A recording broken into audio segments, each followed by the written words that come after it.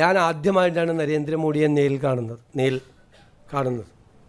ഞാൻ ഉടനെ തന്നെ പറഞ്ഞു, പിണറായി വിജയൻ്റെ വീടൊന്ന് റെയ്ഡ് ചെയ്യണം നാളെ ED കൊണ്ട്. അപ്പോൾ ഉടനെ മോഡി അപ്പം തന്നെ ഫോണെടുത്ത് കുത്തി.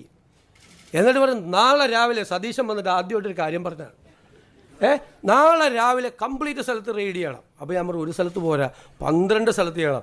ആ സതീശൻ പറഞ്ഞേക്കണത് 12 സ്ഥലത്ത് റെയ്ഡ് ചെയ്യാനാണ് പറഞ്ഞേക്കണത്. അങ്ങനെ 12 സ്ഥലത്ത് റെയ്ഡ് ചെയ്തു.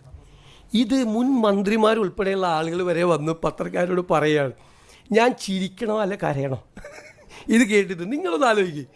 നരേന്ദ്രമോദി ആദ്യമായിട്ട് കണ്ട് മുഖ്യമന്ത്രിയായിട്ട് കാണാൻ പോയപ്പോൾ ഇവിടുത്തെ പ്രതിപക്ഷ നേതാവായിരിക്കുന്ന അദ്ദേഹത്തിൻ്റെ വീട് റെയ്ഡ് ചെയ്യണമെന്ന് ഞാൻ പിണറായി വിജയൻ ഇതൊന്നും പറയില്ല കേട്ടോ. അദ്ദേഹം അങ്ങനെയൊന്നും പറയില്ല. എനിക്ക് അദ്ദേഹത്തെക്കുറിച്ച് എനിക്കൊരു റേറ്റിംഗ് ഉണ്ട് എൻ്റെ ഉള്ളിൽ. അദ്ദേഹം ഒന്നും പറയില്ല. പക്ഷെ നല്ലതാണിത്. എന്താണെന്നറിയാമോ, ഈ പണ്ടേ ഈ കമ്മ്യൂണിസ്റ്റുകാരെ കുറിച്ചൊരു പരാതിയുണ്ട്.